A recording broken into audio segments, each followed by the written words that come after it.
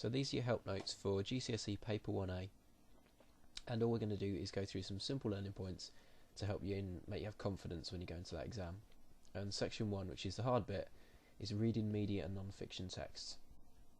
So generally you're given 2 texts, it may be 3, but most of the time it's 2, and I would advise you to look at the questions before reading the texts, because you can highlight and scribble all over it as you're going through. This is an example of the kind of thing you're going to get. It's a political flyer, and the first thing you do before you look at any sort of specifics is work out what the purpose, audience and form is. So why has it been written, who's it for, and what is it?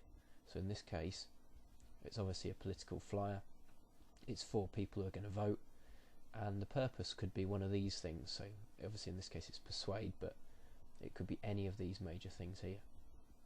And that's the leaflet as it comes through your door. Now you have to decide how effective it is in 2 key areas. So the first one is language. How are words used? How are phrases used? And you're going to get a couple of sort of specific questions on things like facts and opinions and actually emotive words.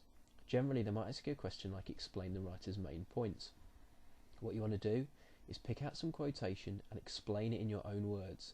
Say why. Don't just repeat the story. The other thing you might have to do is to select things like this. So I've picked out for you things like many people, youths joyriding. The other type of question you might get is how effective is the language, and that's going to mean how good is it for the purpose that it was intended for. So if it says youths and it's targeted at old people, that's good because it's making them seem bad. If it says your area, it's talking directly to you, so it's making you pay attention. So again, it's quite effective. Alright, so you've got to pick out specific examples. The other type of thing you might have to comment on is presentation, which could be one of 3 things, and sometimes I'll give you bullet points to help you. That's font, layout and colour, as well as obviously image.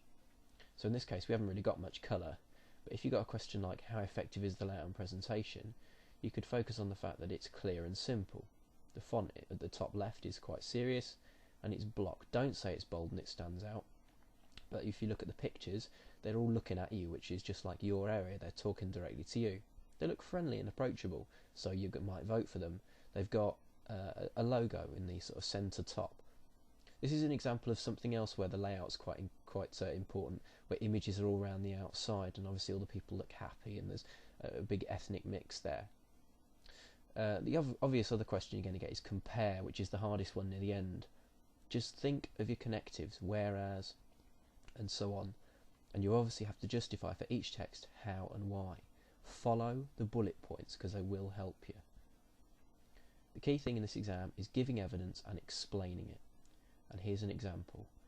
The writer uses the word many, which is an opinion, which makes it look as if loads of people have made complaints.